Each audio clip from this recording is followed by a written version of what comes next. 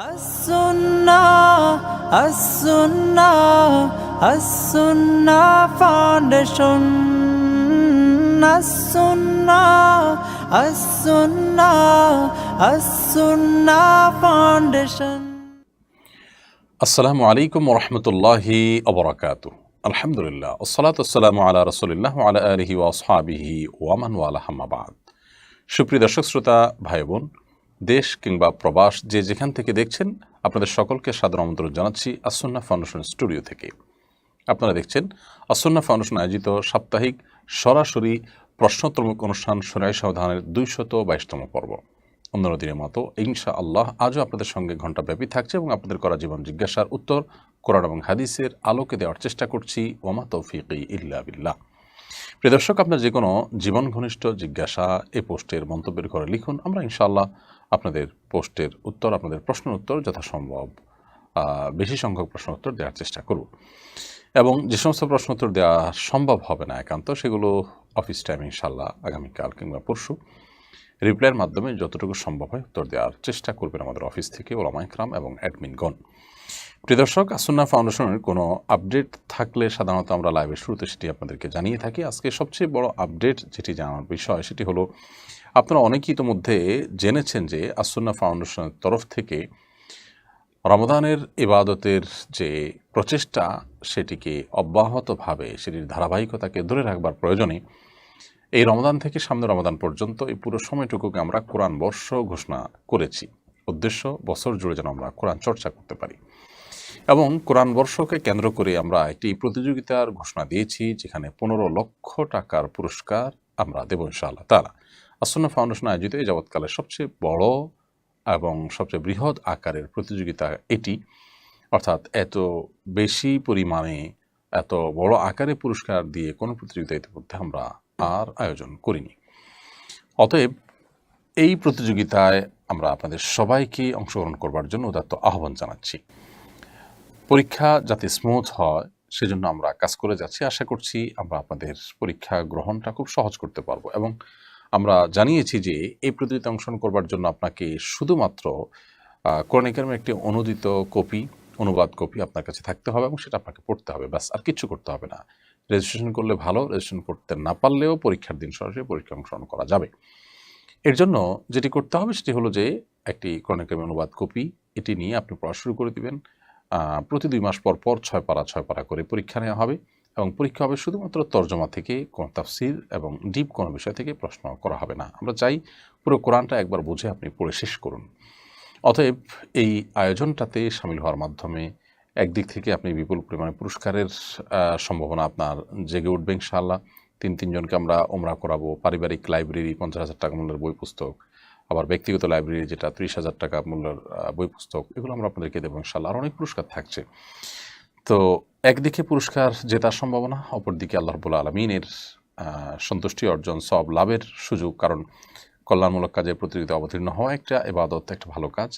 আবার অপর দিক থেকে এই যে কম্পিটিশন, এই কম্পিটিশনের মাধ্যমে পুরো কোরআন সম্পর্কে আপনার ধারণা লাভ হবে, কোরআনের জ্ঞান অর্জন হবে। তাহলে তিনটি সুযোগ আমাদের সামনে থাকছে, তিনটি সুবিধা আমরা পাচ্ছি। অতএব এই প্রতিযোগিতায় আমরা সবাইকে অংশগ্রহণ করার আহ্বান জানাচ্ছি। ইনশাআল্লাহ প্রথম ধাপের পরীক্ষা মে মাসের শেষ শুক্রবার বাদ ফজর অনুষ্ঠিত হবে। আমাদের ফেসবুক পেজে যে গুগল লিঙ্ক দেওয়া হবে, লিঙ্কে যাতে অসুবিধা না হয় সেজন্য বেশ বড় ধরনের কিছু টেকনিক্যাল ওয়ার্ক আমাদের চলছে। তো সেখানে ইনশাআল্লাহ আপনারা পরীক্ষায় অংশগ্রহণ করবেন এবং পরীক্ষা দিতে পারবেন যে কেউ। এখন থেকে পড়াশোনা শুরু করে দিই। এছাড়া আলহামদুলিল্লাহ আপনারা ঈদের আয়োজন দেখেছেন ফাউন্ডেশনের, সেটি আল্লাহর মেহেরবানিতে আমরা চেষ্টা করেছি ভালোভাবে করার জন্য। সামনে এটাকে আরও বড় আকারে আমরা করবো ইনশাআল্লাহ তাআলা এবং আরও কয়েকদিন ব্যাপী করব এবং গোটা দেশের বিভিন্ন প্রান্তে প্রান্তে কীভাবে বাচ্চাদের জন্য আনন্দকে ছড়িয়ে দেওয়া যায় সেজন্য আমরা একটা বড় ধরনের পরিকল্পনা হাতে নিয়েছি, যে আনন্দ পাশাপাশি তাদেরকে দিনী শিক্ষা, স্কুল, মাদ্রাসা, সব শ্রেণীর সব ধরনের বাচ্চাদের জন্য ইনশাআল্লাহ আশা করছি সেটি আমরা করতে পারবো। এছাড়া আস-সুন্নাহ ফাউন্ডেশন তরফ থেকে আমাদের স্কিল ডেভেলপমেন্ট ইনস্টিটিউটের নতুন ব্যাচ, স্মল বিজনেস ম্যানেজমেন্ট কোর্সের নতুন ব্যাচ শুরু হচ্ছে। আগামীকালকে থেকে মেয়েদের স্মার্ট টেলারিংয়ের নতুন ব্যাচ শুরু হচ্ছে।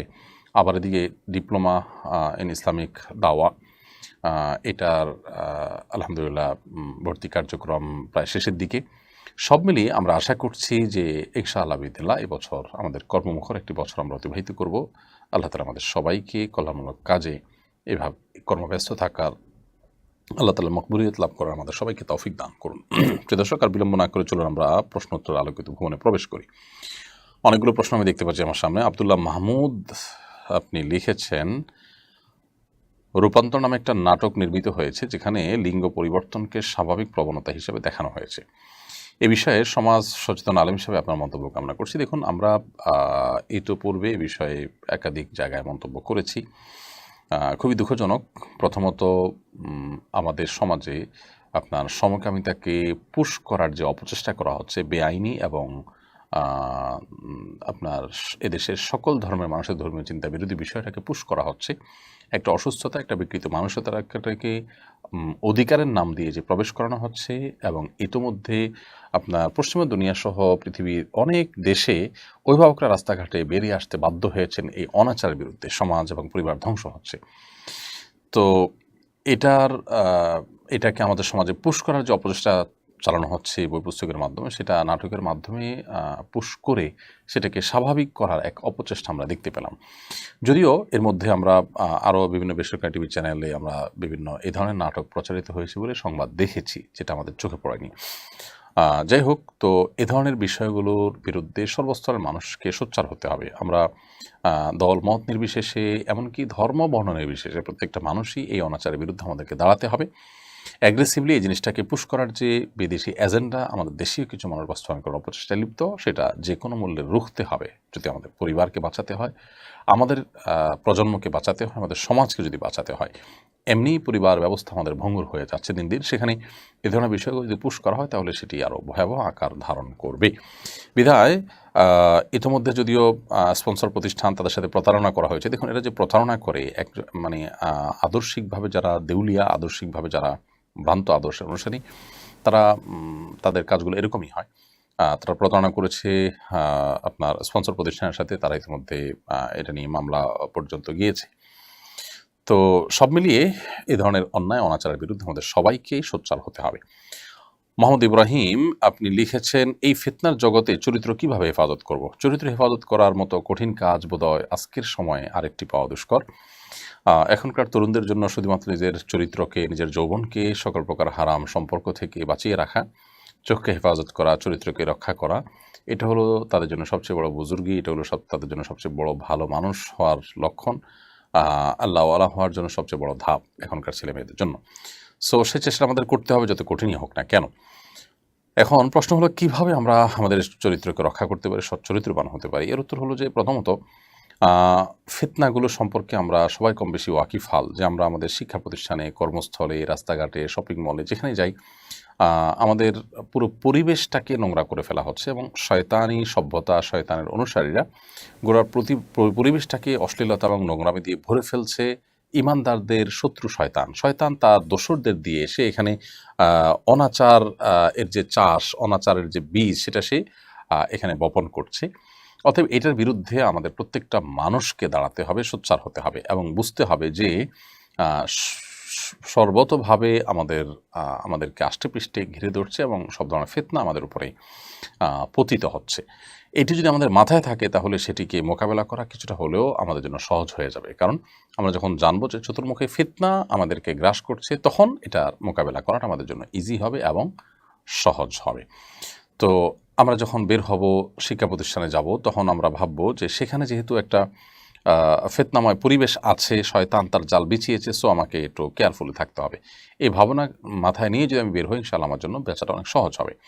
সেই সাথে আল্লাহ তাআলার কাছে দোয়া করতে হবে, আল্লাহুম্মা ইন্নী আউযু বিকা মিনাল ফিতানি মা যাহারা মিনহা ওয়া মা বাতান। আল্লাহ আপনার কাছে প্রকাশ্য সব ধরনের ফিতনা থেকে আমরা পানাহ চাই। সে দোয়া আল্লাহ তাআলার কাছে করতে হবে। এবং এর বাইরে স্পেশালি যত দ্রুত সম্ভব উপযুক্ত হওয়ার সাথে সাথেই বিয়ের বন্দোবস্ত করতে হবে। নিজের পায়ে নিজে দাঁড়ানো, উপার্জন করা, মোহর টাকা জোগাড় করা, অভিভাবকদের কনভিন্স করা, সব মিলিয়ে দ্রুততার সাথে বিয়ের ব্যবস্থা করতে হবে। ইনশাআল্লাহ সর্বমুখী এবং বহুমুখী প্রচেষ্টা হলে আল্লাহ তাআলা হেফাজত করবে। এমনি মারুফ আহমদ লিখেছেন, কোনো মানুষ মরুভূমির এমন অবস্থায় চলে গেল যার আশপাশে পানির কোনো ব্যবস্থা নেই, এমত অবস্থায় সে শৌচকর্মের পর শুধুমাত্র টিস্যু ব্যবহার করলো, পানি ব্যবহার করলো না, এমত অবস্থায় সে নামাজ কিভাবে আদায় করবে? দেখুন, এরকম কোনো জায়গায় যদি চলে যান যে আশপাশে কোথাও কোনো পানি নেই এবং আহ, তাকে শৌচকর্মের পর শুধু টিস্যু বা পাথর ইত্যাদি ব্যবহার করতে হয়, তো এতে তার পবিত্রতা অর্জন হয়ে যাবে। তার নাপাকি দূর করতে পারলেই হবে। তিনি তার নাপাকি দূর করার জন্য টিস্যু হোক, অন্য কিছু হোক দিয়ে যদি পরিপূর্ণভাবে দূর করে ফেলতে পারেন, মুছে ফেলতে পারেন, ইনশাআল্লাহ এই অবস্থায় তিনি নামাজ আদায় করতে পারবেন। অর্থাৎ পানি ব্যবহার যদি নাও করেন, পাথর ইত্যাদি যে পরিচ্ছন্ন হয়ে যেতে পারেন, তাতেও ইনশাআল্লাহ তার সালাত আদায় হয়ে যাবে। এরপরে প্রশ্ন করেছেন তোহফাতুল জান্নাত ভাবনা, এই আইডি থেকে আপনি লিখেছেন, আমার পরিচিত একজন মহিলা আছেন যিনি অন্য কারোর সাথে তার ছোঁয়া লাগলে কাপড় পাল্টে ফেলেন, তার বিছানাতে কেউ বসলে বিছানা পাল্টে ফেলেন, পরিবারের সবার সাথেও এমন করেন, দেয়ালের সাথে অন্য কেউ লাগলেও সেটা মুছে ফেলেন, তার টুলে কিংবা চেয়ারে কেউ বসলেও সেটা ধুয়ে ফেলেন আর খিটখিট করেন। এই আচরণ সম্পর্কে ইসলাম কি বলে? তার এসব আচরণের জন্য কি তার গুনাহ হচ্ছে? দেখুন, প্রথমত এ ধরনের সমস্যা অনেকেরই আছে, আমি জানি ব্যক্তিগতভাবে এরকম মানুষের কথা। আর এই সমস্যাগুলো অনেক ক্ষেত্রে আমরা দেখেছি যে এগুলো আসলে ওয়াসওয়াসার রোগের কারণে হয়ে থাকে, কখনো কখনো ব্ল্যাক ম্যাজিক ইত্যাদির কারণে হয়ে থাকে, আর কখনো কখনো এগুলো ওয়াসওয়াসার রোগের অংশ। অর্থাৎ আমাদের অনেকেরই দেখা যায় যে এ ধরনের কুমন্ত্রণা, মনের ভিতরে আপনার শয়তান নানা রকমের বাজে চিন্তা প্রবেশ করা এবং এর কারণে না জল্পনা কল্পনা তৈরি হয়, এই যে আপনার খুঁতখুঁতের স্বভাবের হয়। এগুলোর জন্য প্রথমত কোনো ভালো রাকিকে দিয়ে রুকিয়া করানো যেতে পারে। অনেক সময় রুকিয়া করলে এগুলো ঠিক হয় এবং সেই সাথে কোনো মানসিক ডাক্তার দেখানো যেতে পারে বা কোনো সাইকিয়াট্রিস্টের শরণাপন্ন হওয়া যেতে পারে। এবং একই সঙ্গে মোটিভেশনের দরকার, একই সঙ্গে যে মোটিভেশন কারোর মাধ্যমে তিনি মোটিভেশন নিতে পারেন বা সেলফ মোটিভেশন হতে পারে। এই জিনিসগুলো মানুষকে আপাত দৃষ্টিতে তার কাছে মনে হচ্ছে যে আমি অনেক বেশি পরিচ্ছন্ন থাকছি, অনেক বেশি পবিত্র থাকছি, অনেক বেশি আমি সতর্ক থাকছি। আসলে এই সমস্ত অহেতুক কাজে ব্যস্ত হয়ে তার অনেক বড় বড় কাজ থেকে তিনি বঞ্চিত হচ্ছেন। তিনি অনেক বড় বড় কাজ করতে পারছেন না, অনেক নেকামল থেকে বঞ্চিত থাকছেন। এটা শয়তানের একটা চক্রান্তও বটে। তো এই জন্য এগুলো থেকে তিনি বেঁচে থাকার জন্য আপনার চেষ্টা করবেন, সেই সাথে দোয়া করবেন আল্লাহর কাছে, আল্লাহুম্মা জাআল ওয়াসাউিসা কলবি খাশিয়াতাক, আল্লাহুম্মা জাআল ওয়াসাউিসা কলবি খাশিয়াতাক। আল্লাহ, আমার অন্তরের যে সমস্ত কুমন্ত্রণাসমূহ আছে সেগুলোকে আপনি আপনার ভয় দিয়ে পরিবর্তন করে দিন।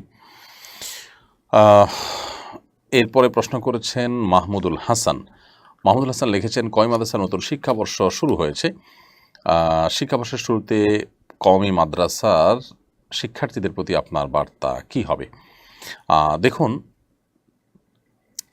প্রথম কথা হলো যে কওমি মাদ্রাসাগুলো প্রতি বছরই রমজানের পরে ভর্তি কার্যক্রম শুরু হয়। বিপুল সংখ্যক শিক্ষার্থীরা কওমি মাদ্রাসায় পড়াশোনা করেন এবং মা বাবা, সচেতন অভিভাবকরা আজকাল তাদের সন্তানদের বিশেষ করে আদর্শিকভাবে বলিষ্ঠ হিসাবে গড়ে তোলার জন্য, ভালো মুসলমান হিসাবে গড়ে তোলার জন্য, বিশেষ করে শিক্ষা প্রতিষ্ঠানগুলোতে যে নীতিহীনতার জোয়ার চলছে সেখান থেকে সন্তানদের বাঁচাবার জন্য অনেকেই সন্তানদেরকে কওমি মাদ্রাসায় এখন ভর্তি করাচ্ছেন।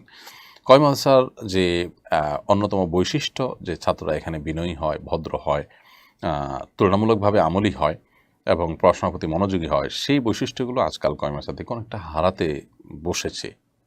ওই জন্য একজন শিক্ষার্থী, একজন অভিভাবক, তারা এই ব্যাপারগুলোতে সাবধান থাকবেন, সতর্ক থাকবেন। বিশেষ করে যে মাদ্রাসাতে আমলি পরিবেশ যত বেশি হবে, যেখানে পড়াশোনার পাশাপাশি উস্তাজদের তরবিয়ত, আমল এগুলো তুলনামূলকভাবে অনেক বেশি থাকবে, ভালো থাকবে, সেগুলোকে খুব বেশি প্রায়োরিটি দিয়ে চলতে হবে এবং সেগুলোকে সামনে রেখে অগ্রসর হতে হবে এবং সেগুলো মাথায় রেখে অগ্রসর হতে হবে। সেই সাথে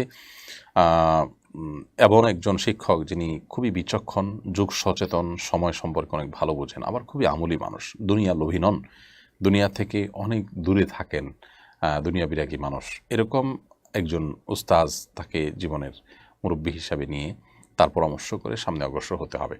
যদি কখনো মনে হয় যে তার চাইতে বেটার কোনো অপশন আছে, তাহলে সেক্ষেত্রে মুরব্বী চেঞ্জ হতে পারে, কিন্তু অপশনটা রাখতে হবে এবং পড়াশোনা করতে হবে খুব মনোযোগ দিয়ে। আর সস্তা কোনো বা সহজ কোনো চিন্তা করা যাবে না। বড় আলেম হওয়ার জন্য যা দরকার পরিপূর্ণভাবে সেই চেষ্টা এবং প্রতিটা ক্লাসে প্রতিটা সাবজেক্টকে সর্বোচ্চ গুরুত্ব দিয়ে পড়াশোনা করে তারপরে সামনে অগ্রসর হতে হবে। কারণ আমাদের সমাজে বহু আলেম ওলামা থাকলেও, অনেক হুজুর থাকলেও, অনেক হাফেজ আলেম থাকলেও ভালো দক্ষ আলেমের কিন্তু প্রচণ্ড রকমের অভাব রয়েছে। সেজন্য এই দিকটাতে আমাদের বিশেষভাবে ফোকাস করতে হবে। কিয়া আক্তার আপনি লিখেছেন, আমার 15 বছর আগে বিয়ে হয়েছে। বিয়ের বেশ কিছুদিন পর আমার স্বামী আমাকে আমার বোনের বাড়িতে রেখে বাহির থেকে আসছি বলে বের হয়ে যায়। এরপর আর ফিরে আসেনি। এখন আমার করণীয় কি? অন্যত্র বিবাহ আবদ্ধ হতে চাইলে কি করতে হবে? আল্লাহ তাআলা আপনার সমস্যার সমাধান করুন, আমরা দোয়া করি। এবং আপনার স্বামী আপনাকে রেখে চলে গেছেন আর আসেনি। এক্ষেত্রে স্বামীর বাবার বাড়ি, আপনার শ্বশুর বাড়ি এবং বিভিন্ন জায়গায় খোঁজখবর নিয়ে নিশ্চয়ই কোনো না কোনো ক্লু তো পাওয়া যাওয়ার কথা। সেক্ষেত্রে ক্লু কি পাওয়া গেল? যদি দেখা যাচ্ছে যে তিনি আসেন দিব্যি, ইগনোর করতে চাচ্ছেন, আপনার সম্পর্ক রাখতে চাচ্ছেন না, তাহলে তাদের কাছ থেকে তালাকের উদ্যোগ নিতে হবে। আর যদি তার কোনো হদিসই পাওয়া না যায়, কেউই তার খবর না রাখে, নিরুদ্দেশ হয়ে যায়, তাহলে সেক্ষেত্রে আপনি যথাযথভাবে আদালতের শরণাপন্ন হবেন এবং আদালতের শরণাপন্ন হয়ে বিবাহ বিচ্ছেদ আদালতের মাধ্যমে বিচ্ছেদের অর্ডার নেবেন। সেটা সম্ভব না হলে এলাকার মান্যগণ্য মুরব্বীরা, আলেম ওলামারা যারা আছেন তাদের মাধ্যমে আপনি বিবাহ বিচ্ছেদের উদ্যোগ নেবেন। তারা পুরো বিষয়কে পর্যালোচনা করে ডিসিশন দিবেন এবং বিবাহ বিচ্ছেদের উদ্যোগ নেবেন। সেটা হলে ইনশাআল্লাহ আপনি অন্যত্র বিবাহ বন্ধনে আবদ্ধ হতে পারবেন। মাহমুদুল হাসান লিখেছেন, স্যার আপনার প্রশ্ন উত্তর দিয়েছি। আখি আখতার ফ্রম মানিকগঞ্জ এডি থেকে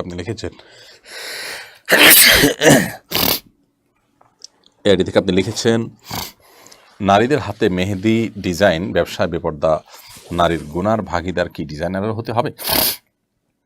নারীদের হাতে মেহেদি ডিজাইন করা হলে সেই ডিজাইন কোনো মেয়ে যদি বাইরে বেপর্দাভাবে অন্য পরপুরুষদের সামনে প্রদর্শন করে বেড়ান, সেক্ষেত্রে সে গুনার ভাগিদার ডিজাইনারকে সাধারণত হতে হবে না। কারণ এটা জরুরি না যে কেউ হাতে ডিজাইন করলে সেটা সব জায়গায় প্রদর্শন করে বেড়াবেন, বেপর্দার সাথে দেখাবেন, কারণ এটা ঘরোয়াভাবে ব্যবহার হতে পারে। অর্থাৎ বিষয়টা একান্ত ব্যক্তির উপর নির্ভর করে, এই জন্য ডিজাইনের উপর এটা পড়তাবে না। তবে যদি এমন হয় যে উনি নিশ্চিত যে এখানে আসলে বাহিরে মানুষের সামনে এটা প্রদর্শন হবে, এই অপশনটাই সুনিশ্চিত এবং চূড়ান্ত, এরকম যদি হয় তাহলে সেক্ষেত্রে অবশ্যই এর দায়ভার ব্যক্তির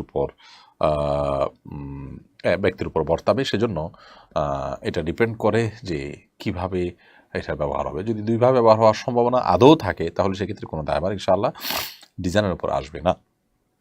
নাবিউল আহমেদ আপনি লিখেছেন, শাওয়ালের 6টি সিয়াম কি ধারাবাহিকভাবে পরপর রাখতে হবে? না ভাই, শাওয়ালের 6টি সিয়াম ধারাবাহিকভাবে রাখা জরুরি বা আবশ্যক নয়, বরং শাওয়ালের 6টি রোজা আমরা চাইলে কেউ ধারাবাহিকভাবে রাখতে পারি, কেউ বিচ্ছিন্নভাবে রাখতে পারি। পুরো মাসের মধ্যে 6টি রোজা রেখে শেষ করতে হবে, এটাই হলো মূল এবং মুখ্য বিষয়।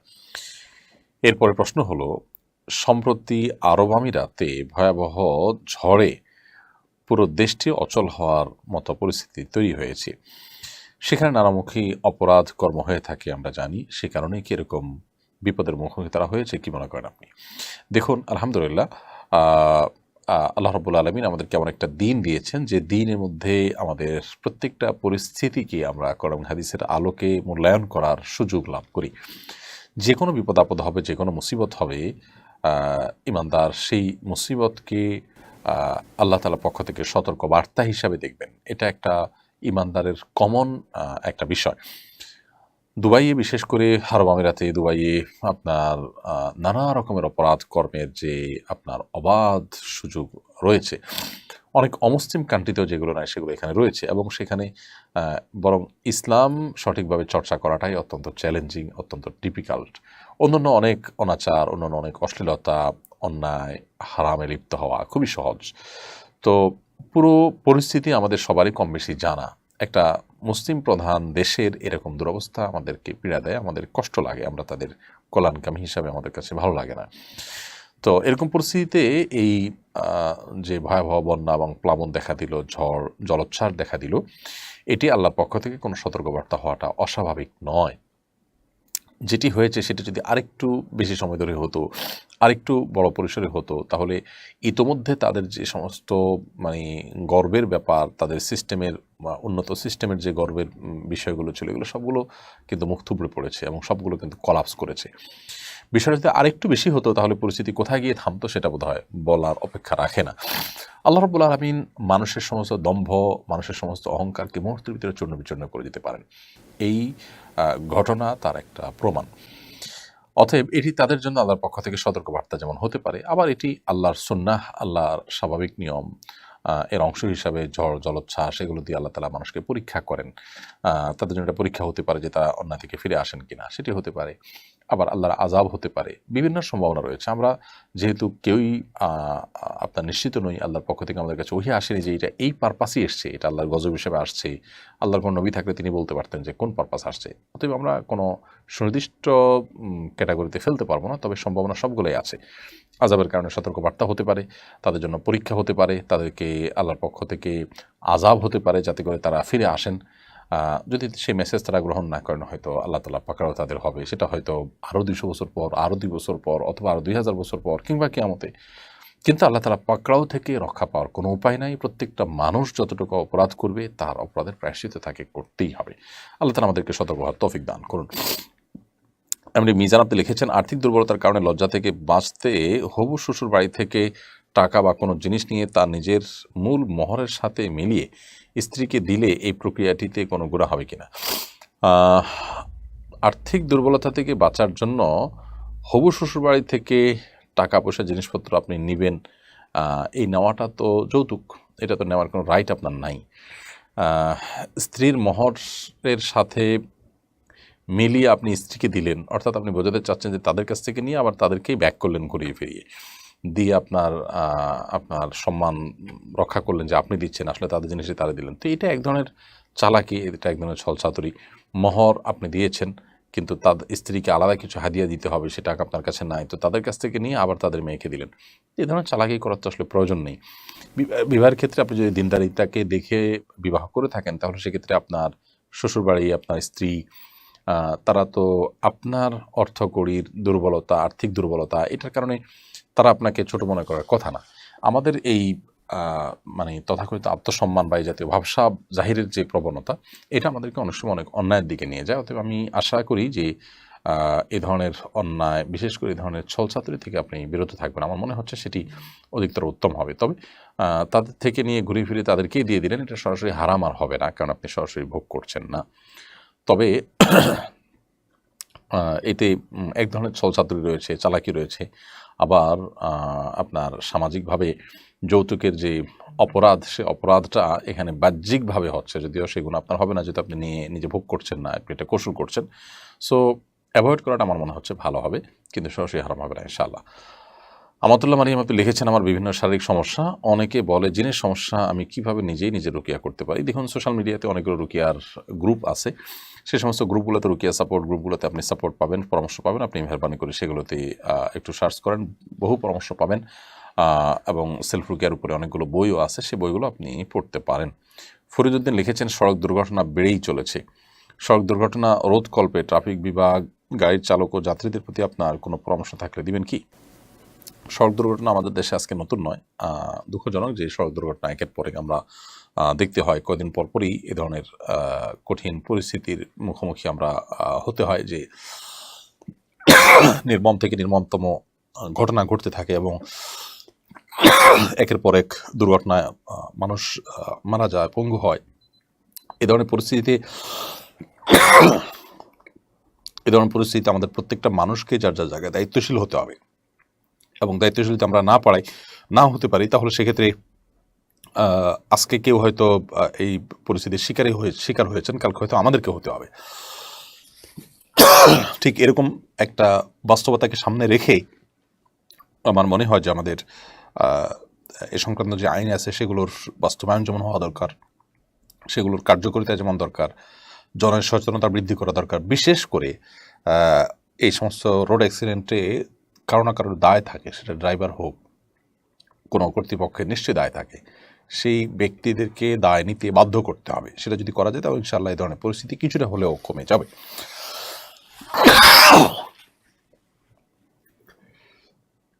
মাসুর রাহাত আপনি লিখেছেন, মসজিদ কমিটি ঢালাই মসজিদ তৈরির পর পুরাতন টিনের মসজিদ ঘর বিক্রি করে দিচ্ছে, তা ক্রয় করে বাড়ির ঘর তৈরি করা যাবে কিনা?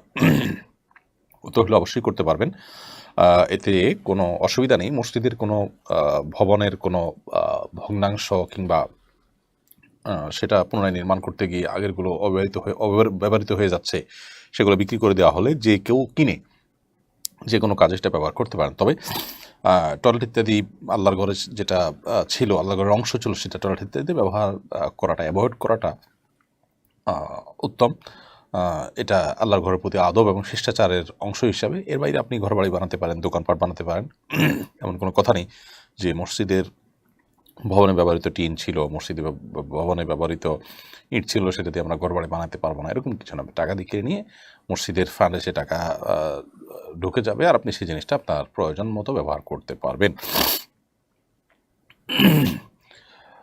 এমনি শফিকুল ইসলাম লিখছেন, শুক্রবার জুমার নামাজে খুতবা চলার সময় সুন্নত নামাজ পড়া যাবে কিনা? না, খুতবা চলার সময় সুন্নত নামাজ পড়া যাবে না। তবে অনেক উলামার মতে মসজিদে প্রবেশের পর যে 2 রাকাত সুন্নাত, যেটা ওয়াজিব অনেক উলামাদের মতে, বিশেষ করে হাম্বলী মাযহাবের উলামা ইকরাম, অনেক উলামা ইকরামের মতে, সে সমস্ত ইমামদের মতে মসজিদে ঢোকার পর ওই 2 রাকাত নামাজ, যেটা তাহিয়াতুল মসজিদ বা দখুল মসজিদ, সেটা যদি না পড়ে থাকেন আপনি, তাহলে সেই নামাজটা খুতবা চলাকালীন পড়া যাবে। বাকি এ ব্যাপারে সমস্ত উলামা ইকরামই একমত যে খুতবা চলাকালীন সময় জুমার নামাজের পূর্বের যে সুন্নাত, সে সুন্নাত নামাজ পড়া যাবে না। খুতবা চলাকালীন ইমাম সাহেব যখন বের হবেন তখন নিরিবিলি খুতবা শ্রবণ করতে হবে। কোনো সলাৎ, কোনো কাজ সেখানে, কোনো কথা সেখানে চলবে না, নিরিবিলি খুতবা থেকে মনোযোগী হতে হবে। জাহিদুল ইসলাম আলভী আপনি লিখেছেন, শাওয়াল মাসের 6 রোজার নিয়ম ব্যাপারে যদি একটু বলতেন। ভাই আলভী, শাওয়াল মাসের 6 রোজা, এটা শাওয়াল মাসের প্রথম দিন, ঈদের দিন ছাড়া, এরপর আপনি পুরো মাসের মধ্যে রাখলেই হবে। ধারাবাহিকভাবে রাখেন কিংবা ভেঙে ভেঙে রাখেন, সেটা একান্তই আপনার ব্যাপার। যে কোনোভাবে আপনি এই রোজা রাখলেই হবে।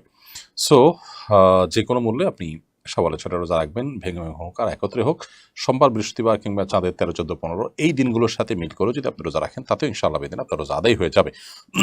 আমরা অনেকেই আছি যারা হয়তো তাদের শুধু শুক্রবার বন্ধ থাকে, সেদিন তারা রাখতে চান। যদিও শুধু জুমার দিন রোজা রাখা হাদিসে নিষেধ, বা জুমারকে কেন্দ্র করে কোনো দিনকে রোজার জন্য ফিক্স করা হাদিসে নিষেধ, কিন্তু আপনার জন্য শাওয়ালের 6 রোজা রাখার জন্য অন্য যদি অপশন না থাকে, এটাই আপনার জন্য সহজ হয়, তাহলে সপ্তাহে মাসে 4টা জুমা পাওয়া যায়, সেই দিনগুলো আপনি রাখতে পারেন শাওয়ালের 6 রোজার জন্য।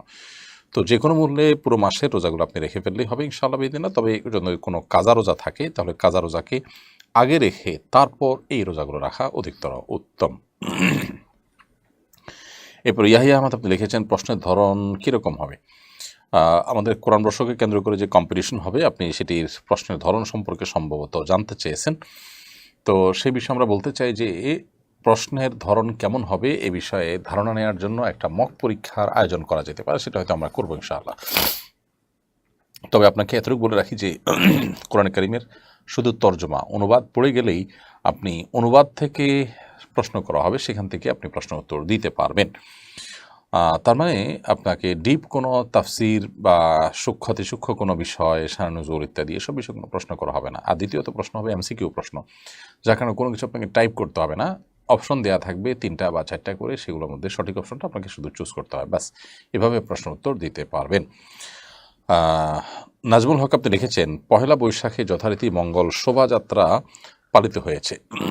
এবারে শোভাযাত্রায় বিশেষভাবে লক্ষণীয় বিষয় হলো মিছিলের সামনের সারিতে পুরুষ থেকে রূপান্তরিত হওয়া নারী ছিল। বিষয়টা কীভাবে দেখেন? আমার মনে হয় না এটা পরিকল্পিতভাবে হয়েছে, হতেও পারে পরিকল্পিতভাবে, অস্বাভাবিক নয়। আবার এই ট্রান্সজেন্ডার বা সমকামীরা, তারা তাদের এই আদর্শকে এদেশে যেহেতু অ্যাগ্রেসিভলি প্রবেশ করাতে চাচ্ছে, অতএব তারা তাদের উদ্যোগে এই জাতীয় প্রোগ্রামগুলোতে ঢুকে পড়ছে এবং সামনে থেকে এই কাজগুলো করছে, এমনটি হতে পারে। সাভারের সম্প্রতি তাদের একটা অনুষ্ঠান হতে যাচ্ছিল, সেটাকে সম্ভবত আপনার ইতোমধ্যে পুলিশ সেটাকে পণ্ড করে দিয়েছে, রাষ্ট্রবিরোধী এই উদ্যোগকে। তো এই ব্যাপারে আমাদের প্রত্যেকটা মানুষকে আসলে সাবধান হতে হবে যথাযথভাবে। আমরা যদি উদ্যোগ না নিই, তাহলে সেক্ষেত্রে আমাদের জন্য এটা কঠিন হবে ঠেকানো। একটা সময় আমাদের পুরো প্রজন্ম ধ্বংসের দ্বারপ্রান্তে চলে যাবে। অতি উদারতার নামে যারা এ ব্যাপারে আপনার শৈথিল্য প্রদর্শন করছেন, তারা এটার পরিণতি সম্পর্কে যদি আঁচ করতে চান, তাহলে ইতিমধ্যে যে সমস্ত দেশগুলোতে এগুলো অগ্রসর হয়ে গেছে, এই সমস্ত কালচার, সেই দেশগুলোর দিকে একটু চোখ বুলাতে পারেন, সেই দেশগুলোর সামাজিক অবস্থা তারা একটু দেখতে পারেন। আয়েশা ইসলাম লিখেছেন, যদি আমি না চাইতেও মনে মনে কুচিন্তা আসে, মানে আমি এইসব ভাবতে চাই না কিন্তু তাও ভাবনা চলে আসে, তাহলে কি গুনাহগার হব? না, আপনার ইচ্ছার বাইরে যদি মনে বাজে চিন্তা চলে আসে, যেটা আসলে আপনার হাতে নয়, আপনার নিয়ন্ত্রণ নয়, আপনি ইচ্ছাকৃত কোনো খারাপ চিন্তা করতে চাচ্ছেন না, কিন্তু চলে আসছে আপনার ইচ্ছার বাইরে, তাহলে সেক্ষেত্রে এর জন্য আপনার কোনো গুনাহ হবে না। কারণ আল্লাহ তাআলা মানুষকে নিজের সাধ্যের বাইরে কোনো কিছুর জন্য জবাবদিহি করবেন না। আল্লাহ তাআলা বলেছেন, লা ইউকাল্লিফুল্লাহু নাফসান ইল্লা উসআহা, কোনো মানুষকে আল্লাহ তাআলা তার সাধ্যের বাইরে কোনো কিছু চাপিয়ে দেন না। এজন্য আপনি ইচ্ছার বাইরে, আপনার নিয়ন্ত্রণের বাইরে মনে চলে আসছে, সেটার জন্য আপনি গুনাহগার হবেন না। তবে যখন এসে যায়, আপনি চেষ্টা করবেন যথাসম্ভব সেটাকে দূর করা। আপনি যখনই মনে করতে পারছেন যে আপনার মনের ভিতরে একটা বাজে চিন্তা আসছে, বাজে কল্পনা আসছে, সাথে সাথে আপনি সেটা থেকে নিজেকে সরিয়ে আনার চেষ্টা করবেন, আল্লাহর কাছে পানাহ চাইবেন। আপনার এই যে চেষ্টাটুকু, এটুকু ইনশাআল্লাহ যথেষ্ট হবে আল্লাহর কাছে আপনার নাজাতের জন্য। আর এর পাশাপাশি এরকম বাজে চিন্তা আসলে বাম দিকে প্রতীকী থুতু ফেলবেন 3 বার, আর আমানতু বিল্লাহি ওয়া রাসূলিহি এটি পড়বেন, আল্লাহর কাছে পানাহ চাইবেন, আউযু বিল্লাহি মিনাশ শাইতানির রাজিম পড়বেন, ইনশাআল্লাহ আল্লাহ তাআলা আপনাকে পানাহ দিবেন। প্রিয় দর্শক, দেখতে দেখতে আমরা অনুষ্ঠানের ঠিক মাঝামাঝি পর্যায়ে চলে এসেছি। এই পর্যায়ে সময় হয়েছে ছোট্ট একটি বিরতিতে যাওয়ার। বিরতির পর ইনশাআল্লাহ আমরা আবারও ফিরে আসছি, আমাদের সঙ্গে থাকবেন আশা করছি। অসহায় দরিদ্রদের দারিদ্র দূরীকরণ ও স্বাবলম্বীকরণের লক্ষ্যে আসুন্নাহ ফাউন্ডেশন পরিচালনা করছে স্বাবলম্বীকরণ প্রকল্প। স্বাবলম্বীকরণ প্রকল্পের আওতায় এ যাবৎ প্রায় 3000 মানুষকে প্রশিক্ষণ ও স্বাবলম্বীকরণ উপকরণ প্রদান করা হয়েছে। আপনার জাকাতের অর্থে স্বাবলম্বী হতে পারে অসহায় দরিদ্র মানুষ। আসুন্নাহ ফাউন্ডেশনের জাকাত তহবিলে জাকাত পাঠাতে ভিজিট করুন www.asunnahfoundation.org/donate/zakat। প্রিয় দর্শক, বিরতির পর আবার আপনাদেরকে স্বাগতম জানাচ্ছি। আপনারা দেখছেন আসুন্নাহ ফাউন্ডেশন আয়োজিত সাপ্তাহিক সরাসরি প্রশ্নোত্তর অনুষ্ঠান সরাসরি সমাধানের 222তম পর্ব। মনির হোসেন লিখেছেন, তওবা করলে কি পেছনের সমস্ত গুনাহ মাফ হবে? আপনি তওবা যদি সমস্ত গুনাহ থেকে করেন, সমস্ত পাপাচার থেকে যদি ফিরে আসেন, এসে আল্লাহ তাআলার আনুগত্যের জীবন যাপন করেন, তাহলে ইনশাআল্লাহ পেছনের সমস্ত গুনাহ আল্লাহ তাআলা মাফ করবেন। সেই সুধারণা আল্লাহর প্রতি আপনি রাখতে পারেন। তবে তওবা হতে হবে তওবায়ে নাসুহা বা খাঁটি তওবা, যেই তওবাটা হবে আপনার অন্তঃস্থল থেকে, এবং যে তওবা হবে তওবার শর্তগুলো পূরণ করে, অর্থাৎ ভবিষ্যতে আর সেই সমস্ত গুনাহে আপনি লিপ্ত হলেন না, পূর্বকৃত গুনাহের জন্য আপনি অনুতপ্ত হলেন, আল্লাহ তাআলার কাছে ক্ষমা প্রার্থনা করলেন। তওবার শর্তগুলো যদি পূরণ করে আপনি তওবা করে থাকেন, আশা করা যায় আল্লাহ তাআলা মাফ করবেন। তবে তওবা যদি সুনির্দিষ্ট কোনো একটা অপরাধ থেকে হয়, সেটাও হতে পারে যে আপনি একটি পাপ থেকে তওবা করেছেন যে আল্লাহ এই কাজটা আমি আর করবো না, তাহলে এটাই আল্লাহ তাআলার কাছে মাফের আশা করবেন। আর যদি তওবা হয় জেনারেল, যে আল্লাহ আমি কোনো আপনার অবাধ্যতার পথে আর যাবো না, যেগুলো করেছি সবগুলো থেকে আমি পানাহ চাই, তো সেটাও আল্লাহ তাআলা মাফ করবেন আশা করা যায়। তবে কোনো বিশেষ অপরাধ হয়ে গেলে নির্দিষ্ট করে সেই অপরাধ থেকেই তওবা করতে হয়, তাহলে আল্লাহ তাআলা সেটা মাফ করবেন। এভাবে একটা একটা করে আলাদা করে তওবা করাটাই হলো নিয়ম। সেই সাথে জেনারেল তওবাও হতে পারে যে আমি সমস্ত গুনাহ থেকে আল্লাহর কাছে পানাহ চাই মনে প্রাণে। একটা মানুষ আল্লাহর আদেশ নিষেধের তোয়াক্কা করতেন না, এখন তিনি সেটা তোয়াক্কা করবেন, সে মানুষ সংকল্প করেছেন, নতুন জীবন করেছেন। তো এটা হলো জেনারেল তওবা। জেনারেল তওবার মাধ্যমে আল্লাহ তাআলা পূর্বের গুনাহগুলো মাফ করে দিবেন, সেটা আশা করা যায়। তবে বড় বড় গুনাহগুলো নির্দিষ্ট করে সেগুলো থেকে আলাদা করে তওবা করা হলো উচিত। আবু হাসান আপনি লিখেছেন, আগামী 23 তারিখ থেকে অনার্স তৃতীয় বর্ষের পরীক্ষা শুরু হচ্ছে। দুপুর 1টা থেকে বিকাল 5টা পর্যন্ত জোহর নামাজ কীভাবে পড়বে? এই সময় তো পরীক্ষা চলবে। জোহর নামাজ আপনি আগে পড়ে নেবেন, কয়েকজন পরীক্ষার্থী মিলে আপনারা জামাত করে নেবেন, যেহেতু 12টা সোয়া 12টার দিকে কম বেশি এরকম সময় ওয়াক্ত হয়ে যায়। অতএব আপনি হলে ঢোকার আগে পরীক্ষা জোহর ওয়াক্তের নামাজ পড়ে নিয়ে তারপর প্রবেশ করবেন, এবং হল থেকে বের হয়ে সাথে সাথে আসর নামাজ পড়ে নেবেন। ইনশাআল্লাহ এভাবে আপনি নামাজ পড়বেন। কোনোভাবে নামাজ ত্যাগ করার সুযোগ নেই। যে কোনোভাবে পরীক্ষার আগে পরে আপনাকে সময় করে পড়ে নিতে হবে। আর যদি পরীক্ষার আগে সময় না হয়, হলে ঢোকার পরে ওয়াক্ত হয়, আবার হল থেকে বের হওয়ার আগে আগে শেষ হয়ে যায়, তাহলে প্রয়োজনে আপনি পরীক্ষা আগে শেষ করে বের হয়ে ওয়াক্তে থাকতে থাকতে পরীক্ষা নামাজ পড়বেন, অথবা পরীক্ষা চলাকালীন ছুটি নিয়ে শুধু ফরজ নামাজটুকু পড়ে নেবেন। যেভাবে হোক আপনাকে নামাজ পড়তে হবে, এটা কম্প্রোমাইজ করবার কোনো সুযোগ নেই। তারিখ এআইডি থেকে আপনি লিখেছেন, আমি একজন মালয়েশিয়া প্রবাসী, আমি ঈদের নামাজ পড়তে পারি নাই, কোম্পানি পড়তে দেয় নাই, এতে কি আমার গুনাহ হবে? দেখুন, ঈদের নামাজ পড়াটা আপনার জন্য উচিত ছিল, যেহেতু আপনি পড়তে পারেন নাই। আল্লাহ তাআলার কাছে আপনি এর জন্য মাফ চাইবেন। অনেক উলামা ইকরাম এটাকে সুন্নাহ বলেছেন, অনেক ইমামগণের মতে ওয়াজিব, মত পার্থক্য আছে। তো আমরা ওয়াজিবের মতটাই ধরলাম, এবং এই মতটাকে ধরে আপনি আল্লাহ তাআলার কাছে তওবা করবেন, ইস্তেগফার করবেন, ক্ষমা প্রার্থনা করবেন এই মতটার অনুসারী হিসেবে। সো আল্লাহ তার কাছে মাফ চাইলে আল্লাহ তাআলা ক্ষমা করবেন ইনশাআল্লাহ। তো পরবর্তীতে এই ধরনের কোম্পানি, যে কোম্পানি আপনাকে ঈদের নামাজ পড়তে দেয় না, সে তো আপনাকে ফরজ নামাজও পড়তে দেওয়ার কথা না। আমার মনে হয় তার জন্য আপনার আরও বেশি দুশ্চিন্তা করার কথা। যদি অন্যান্য নামাজ পড়তে দেয়, শুধু ঈদের নামাজের ক্ষেত্রে ঝামেলা করে, তাহলে সেক্ষেত্রে আপনার এই কোম্পানি পরিবর্তনের চিন্তা করা উচিত। আর যদি ফরজ নামাজগুলো আপনাকে পড়তে না দেয়, তাহলে তো কোনো অবস্থাতে সেখানে চাকরি করার জন্য হালাল নয়, জায়েজ নয়। বিকল্প পথ আপনাকে যে কোনোভাবে হোক বের করতে হবে। আবু সিদ্দিক লিখেছেন, একটি উমরার কাপড় দিয়ে কতবার উমরা করা যায়? ভাই আবু সিদ্দিক, একটি উমরার কাপড় দিয়ে যতবার খুশি ততবার উমরা করা যায়। এমন কোনো কথা নেই যে একবার উমরা হয়ে গেলে সে কাপড় দিয়ে আর উমরা করা যাবে না, বরং এটি একান্তই আপনার ইচ্ছার বিষয়। আপনি চাইলে একই উমরার কাপড় দিয়ে বারবার উমরা করতে পারবেন, কারণ এই বিষয়টা শরিয়ার দৃষ্টিকোণ থেকে এটা কোনো নিষিদ্ধ বিষয় নয় যে প্রত্যেকবার উমরার জন্য আলাদা আলাদা কাপড় লাগবে। একই উমরা সারা জীবন, একই কাপড় আপনি সারা জীবন উমরার জন্য ব্যবহার চাইলে করতে পারবেন। আহমদ নয়ন আপনি লিখেছেন, আমার জাকাতের টাকা কি আমার আপন ছোট ভাইকে তার মাদ্রাসা পড়াশোনা খরচ চালানোর জন্য দিতে পারবো? দেওয়া গেলে কত টাকা পরিমাণ দেওয়া যাবে? ভাই আহমদ নয়ন, আপনার জাকাতের টাকা আপনার ছোট ভাইকে যে মাদ্রাসা পড়াশোনা করছে তার খরচ চালানোর জন্য দিতে পারবেন, যদি সে আপনার একান্নভুক্ত বা আপনার অধীনস্থ না হয় বা তার দায়িত্বভার আপনার উপর না থাকে। আপনার বাবা বেঁচে আছেন, বাবার দায়িত্বের মধ্যে পড়ে তার ব্যয়ভার বহন করা, তো এখন আপনি ভাই হিসেবে তাকে আপনি এটা দিতে পারেন।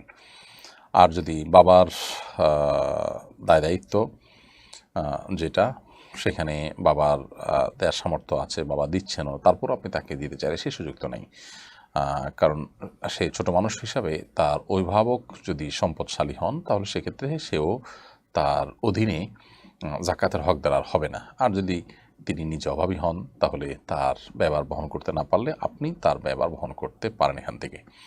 তাসনিমা বিনতে জান্নাত আপনি লিখেছেন, পিরিয়ডের পর নখ না ফেলে নামাজ পড়লে কি নামাজ হবে? পিরিয়ডের পর নখ কাটতেই হবে এমন কোনো বাধ্যবাধকতা নেই। ওই অবস্থায় আপনি নামাজ পড়লে নামাজ হবে, গোসল করতে হবে, গোসল করে আপনি নামাজ পড়তে পারেন। মির্জা এমডি আকরাম আপনি লিখেছেন, কোরবানি দেওয়ার জন্য নিজে গাভী পালন করেছি, এখন গাভীর 3 মাসের বাচ্চা আছে, এই গাভীকে কোরবানি দেওয়া যাবে? আপনি চাইলে গাভী কোরবানি দিতে পারেন, চাইলে অন্য কোনো পশু কিনেও কোরবানি দিতে পারেন। আপনি কোরবানি দেওয়ার নিয়ত করেছেন যে এটাই করব, নিয়ত করেছেন, তো এর মানে এই না যে এটাই আপনাকে দিতে হবে। তবে বিশেষ করে যখন গাভীর 3 মাসের পেটে বাচ্চা আছে তখন, তাহলে আপনি এটাকে চেঞ্জ করে অন্য পশু কোরবানি দিতে পারেন। আর যদি 3 মাসের বাচ্চা যেটা আছে সেটা সহ আপনি কোরবানি দিতে চান, সেটা জায়েজ আছে, দিলে সেই বাচ্চা সহই আপনাকে কোরবানি দিতে হবে, অর্থাৎ বাচ্চাটা আলাদা রেখে দিতে পারবেন না, বাচ্চাও জবে করে দিতে হবে আপনাকে, আপনি খেতে পারেন বা না পারেন। আমাদের অনেকের কাছে হয়তো এটা বোঝা আসবে না, কিন্তু যখন কোনো পশু আল্লাহর রাহে কোরবানি নিয়ত করি আমরা, তখন পশুর ভিতরকার সব কিছুই কোরবানি করতে হয়। তো এরকম পরিস্থিতি এড়াবার জন্য আপনি চাইলে সেটা পরিবর্তন করতে পারেন, বিশেষ করে যখন সচ্ছল মানুষ হবেন তখন আপনি এটা করতেই পারেন। অর্থাৎ আপনার নিজের উপর কোরবানি আবশ্যক নয়, কিন্তু আপনার উপর কোরবানি আবশ্যক, নিজে পালন করে এটাই দিবেন নিয়ত করেছেন, এখন কোনো কারণে অসুবিধা মনে করছেন, এটা আপনি পরিবর্তন করতে পারেন। মহিবুল্লাহ আপনি লিখেছেন, দিন দিন লিঙ্গান্তর বিষয়টা আমাদের সমাজে প্রতিষ্ঠিত করার চেষ্টা করা হচ্ছে, বিপদ থেকে আমাদের সন্তানদের কীভাবে রক্ষা করবো পরামর্শ কামনা করছি। আমাদের প্রত্যেককে যার যার জায়গা থেকে প্রতিবাদ করতে হবে এবং সোচ্চার হতে হবে।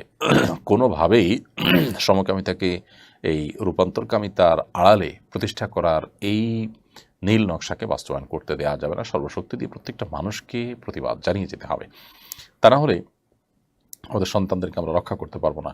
শুধু সন্তানকে আমি বাঁচাবো এই ধরনের পরিস্থিতি থেকে, আর সমাজের সর্বত্র এটার ছড়াছড়ি হতে থাকবে, এটা সন্তানকে রক্ষার কোনো উপায় হতে পারে না। এই জন্য নিজের সন্তানকে তো আমি সেফ রাখবই, সেই সাথে সমাজে এই ধরনের জিনিসের বিস্তার যেন ঘটতে না পারে, আমার জায়গা থেকে আমার শক্তি অনুযায়ী আমি প্রতিবাদ করব এবং প্রচেষ্টা অব্যাহত রাখবো।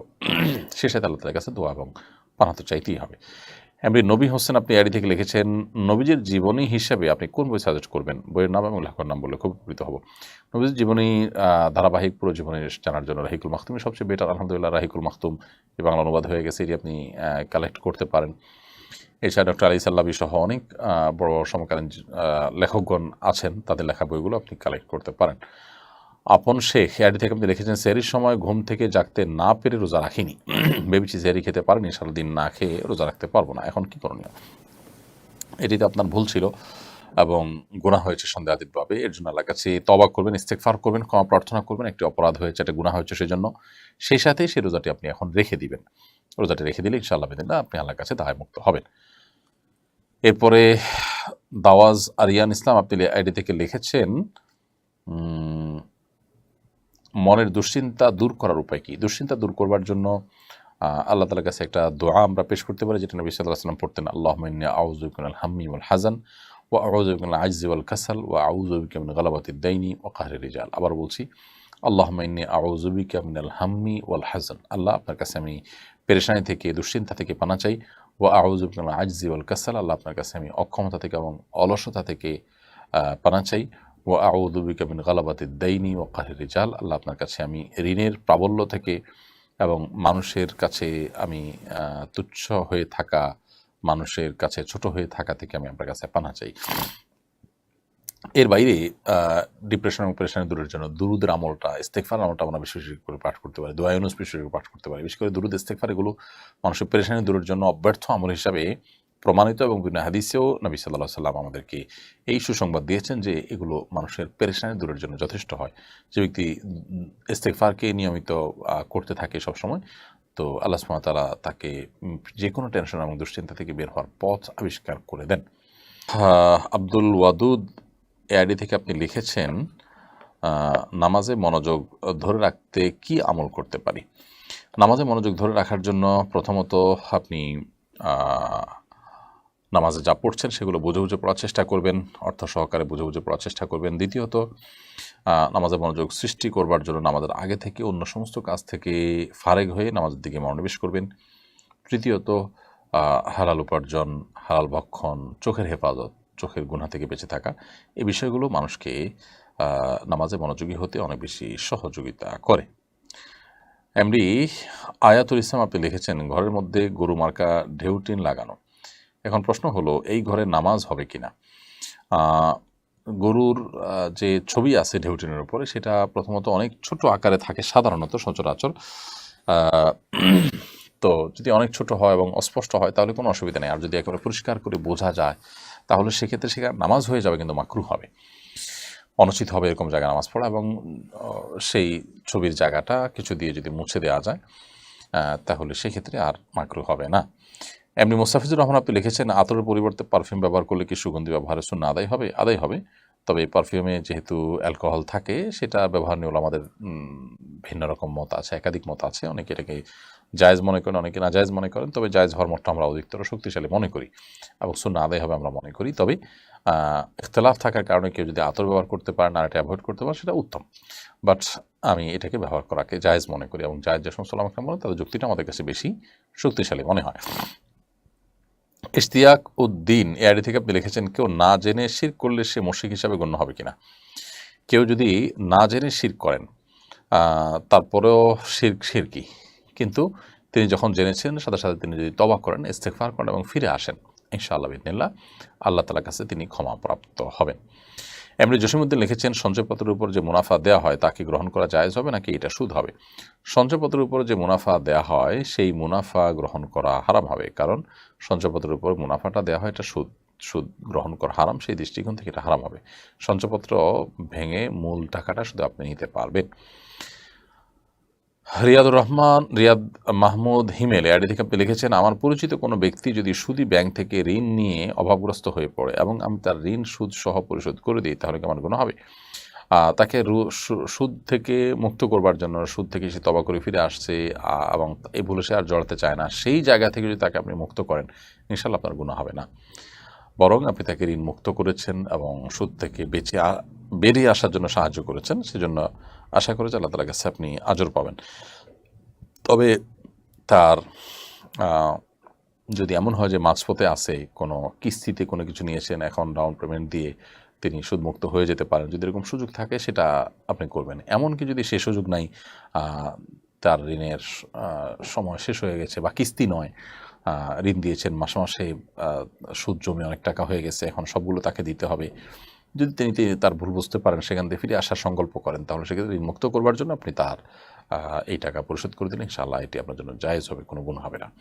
কেফায়েতুল্লাহ পাটোয়ারি আপনি লিখেছেন, কর্মক্ষেত্র থেকে বাড়ির দূরত্ব সফর পরিমাণ, এক্ষেত্রে নিজের বাড়ি যাওয়ার সময় রাস্তায় কি মুসাফিরের নামাজ পড়বো নাকি পূর্ণ নামাজ পড়বো? ভাই কিফায়তুল্লাহ, আপনার প্রশ্ন উত্তর হলো যে কর্মক্ষেত্রে থেকে আপনার বাড়ির দূরত্ব যখন সফর পরিমাণ হবে তখন মাঝের সময়টাতে আপনি কসর পড়বেন, রাস্তা আপনি কসর পড়বেন, পুরো নামাজ পড়বেন না। আমাতুল্লাহ শেফা আপনি লিখেছেন আমার ব্যবহার্য স্বর্ণ আছে 6.5 ভরি, 4.6 ভরি, আমার কোনো ক্যাশ নেই, আমি কি জাকাত দিতে পারবো? জাকাত দিতে হবে।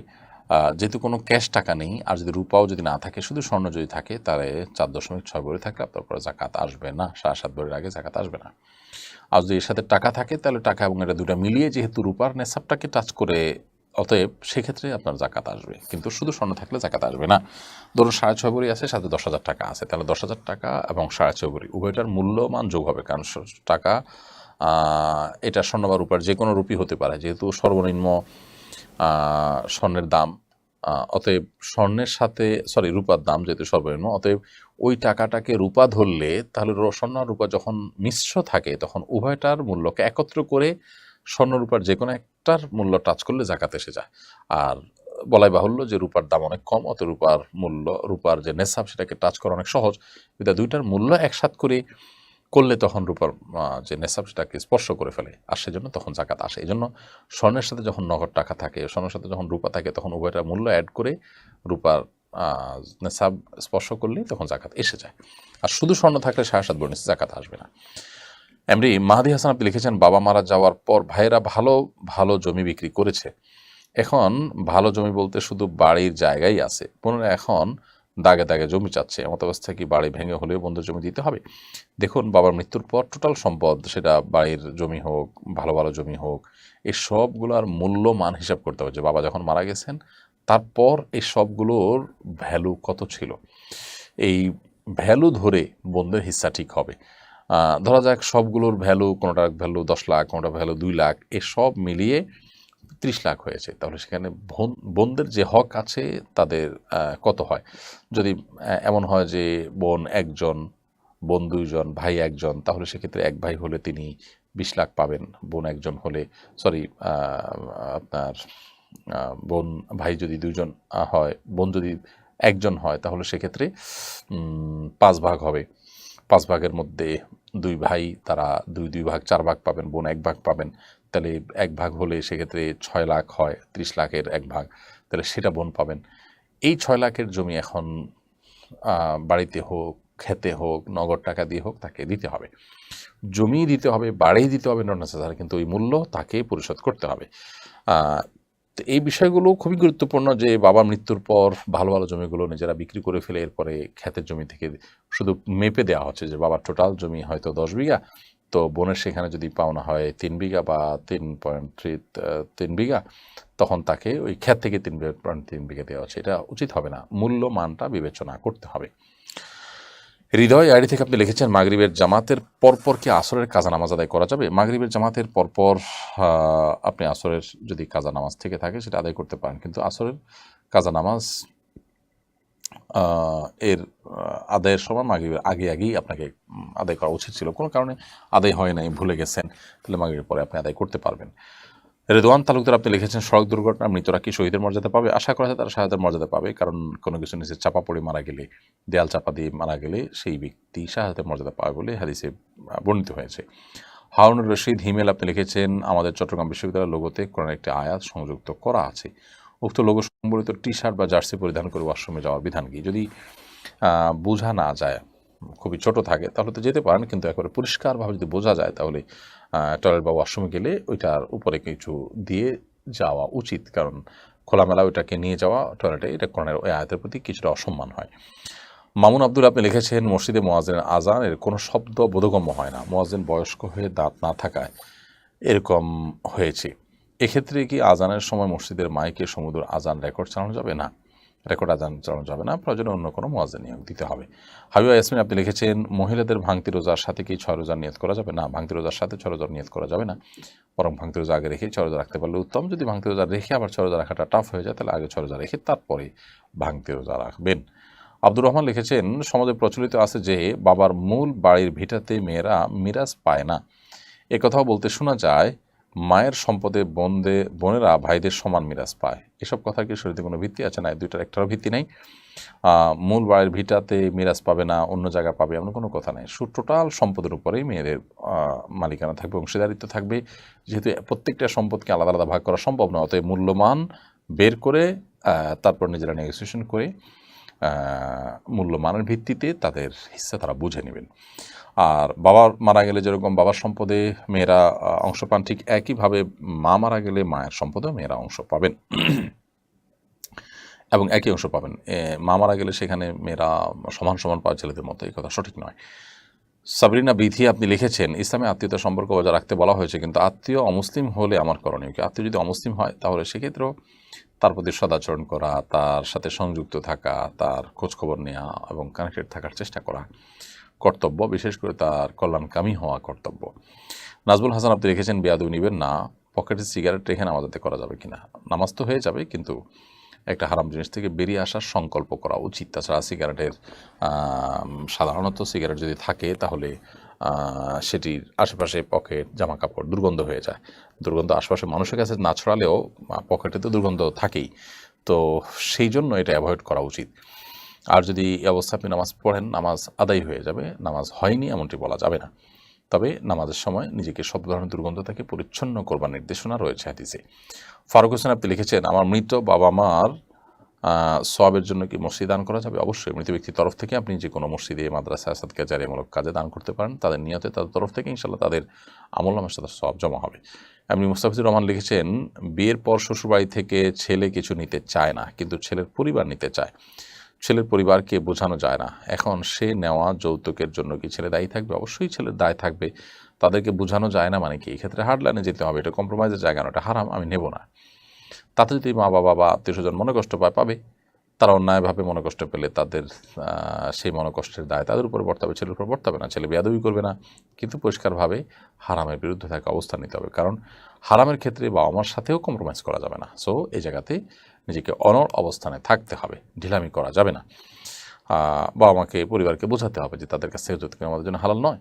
এরপরও যদি এমন হয় যে ছেলের বাবা মেয়ের বাবার সাথে নেগোসিয়েশন করে নিয়ে নেয়, ছেলের এখানে কোনো কথা কেউ না শুনে, তাহলে তো তার দায় এখানে থাকবে না।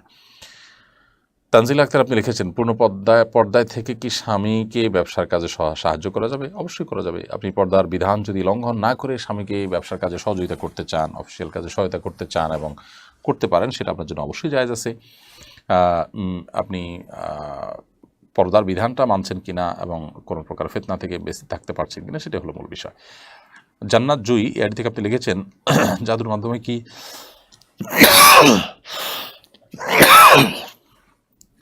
জাদুর মাধ্যমে কি বিয়ে বন্ধ রাখা সম্ভব? গ্রামে কোনো মেয়ের বিয়ে না হলে জাদু করা হয়েছে বলে ধারণা করা হয়। জাদুর মাধ্যমে বিয়ে বন্ধ রাখা যায়, এটা সম্ভাবনা রয়েছে। সো কোনো মেয়ের যদি কোনোভাবে বিয়ে না হয়, কোনো ছেলের যদি কোনোভাবে বিয়ে না হয়, বারবার আসে ফিরে যায়, ভেঙে যায়, কোনো ব্যাখ্যা খুঁজে পাওয়া না যায়, কোনো ক্লজ খুঁজে পাওয়া না যায়, তাহলে সেক্ষেত্রে এটি আপনার ইয়ের কারণে, কোনো ব্ল্যাক ম্যাজিকের কারণে হতে পারে, সেই আশঙ্কা উড়িয়ে দেওয়া যায় না। কিন্তু বিষয়টা কি একান্তই কাকতালীয় বা স্বাভাবিক, নাকি ব্ল্যাক ম্যাজিকের কারণে এমনটি হয়েছে, সেটি বোঝার জন্য কোনো ভালো রাকি, ঝাড়ফুঁককারীর শরণাপন্ন হওয়া যেতে পারে। তার মাধ্যমে ইনশাআল্লাহ বিদিনিল্লাহ সমাধানের পথ আমরা পেতে পারি, সেটা চেষ্টা করা যেতে পারে। অথবা সেলফ রুগিয়ার মাধ্যমেও কেউ চাইলে নিজের ডায়াগনোসিস করতে পারেন। নাদিয়া সুলতানা লিখেছেন, গায়ের তিল রিমুভ করা যায় আছে কিনা? সৌন্দর্য বর্ধনের জন্য, নিছকই সৌন্দর্য বর্ধনের জন্য এটি করলে ঠিক হবে না। অতিরিক্ত তিল আছে, সেটা ত্রুটিপূর্ণ বা দৃষ্টিকটু, সেই জন্য এটি চাইলে আপনি রিমুভ করতে পারেন। আজকাল তিল কোথাও কোথাও যেখানে তিল হলে দেখতে সুন্দর লাগবে সেখানে তিল স্থাপন করা হয়, সেগুলো জায়েজ নাই, কারণ আল্লাহ সৃষ্টিতে পরিবর্তন করা পরিষ্কারভাবে হারাম কোরআনে কারিমে আল্লাহ তাআলা বলেছেন, লা তাবদীলা লিখালকিল্লাহ, আল্লাহ সৃষ্টিতে পরিবর্তন করা চলবে না বা পরিবর্তন করা যায় না। নবী করিম সাল্লাল্লাহু আলাইহি ওয়াসাল্লাম হাদিসেও পরিষ্কারভাবে নিষেধ আছে। রাকিম আলী আপনি লিখেছেন, আমাদের ইন্ডিয়ায় আপনার মাহফিল এলে খুশি হব। ধন্যবাদ ভাই, জাযাকুমুল্লাহ খের। দেশেই আমরা মাহফিল থেকে সরে আসছি, সংকুচিত করে ফেলেছি, সেখানে দেশের বাইরে তো মাহফিল করা আপাতত কোনো চিন্তা আমরা করছি না। মেহরুন মিম আপনি লিখেছেন, আমি আমার একটা বিড়াল মেরেছি, এখন আমার কি করা উচিত? কোনো কারণ ছাড়া একটা প্রাণীকে যদি আপনি হত্যা করেন, বেশি করে কষ্ট দিয়ে হত্যা করে থাকেন, তাহলে সেটা তো অনেক বড় অপরাধ। এই জন্য আল্লাহ তাআলার কাছে আপনি কায়মনো বাক্যে মাফ চাইতে থাকতে হবে, ইস্তেগফার করতে হবে, চোখের পানি ফেলে লজ্জিত অনুতপ্ত হয়ে তওবা করতে হবে। আশা করে যারা তারা আপনাকে ক্ষমা করবেন, যদি সেভাবে তওবা করতে পারেন। তাসনিমা খাতুন লিখেছেন, টিকটিকি, ইঁদুর বা এই ধরনের পোকা মাকড়ের মল কি নাপাক?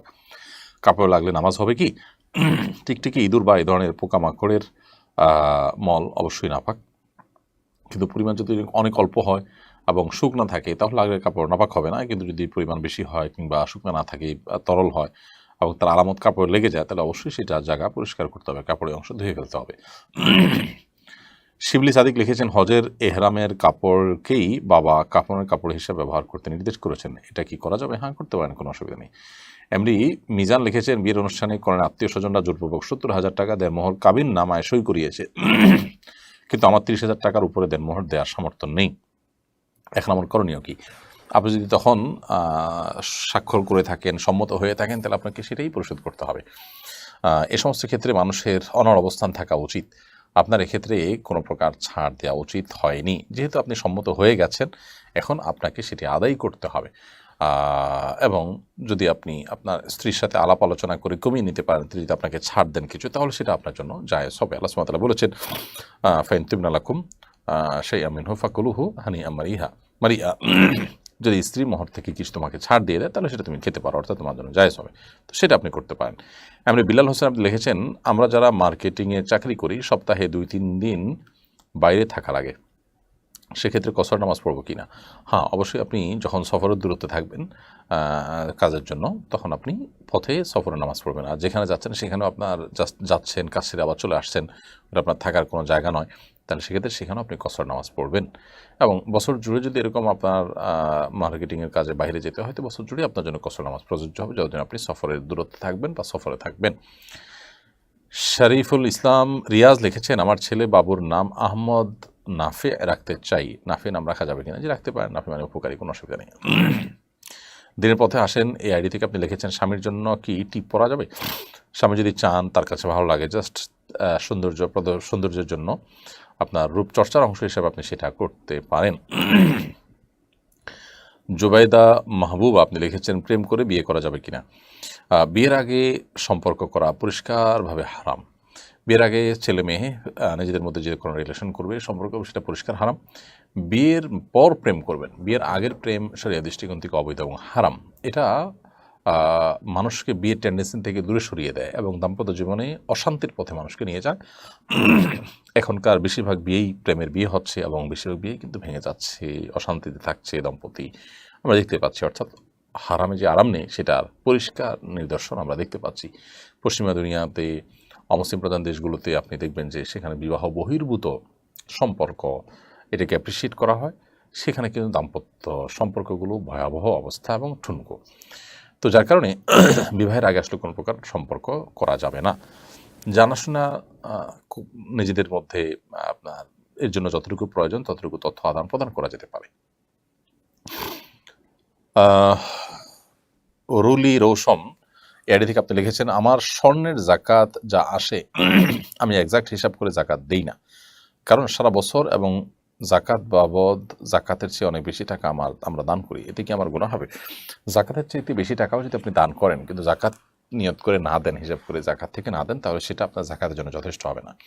বরং আপনার জাকাত হিসেব করে এক্সাক্ট ধরুন আপনার জাকাত আসে 20,000, আপনি সেই 20,000 টাকা হিসেব করে দিবেন। এরপর অতিরিক্ত দিলে সেটা আপনার নফল হবে।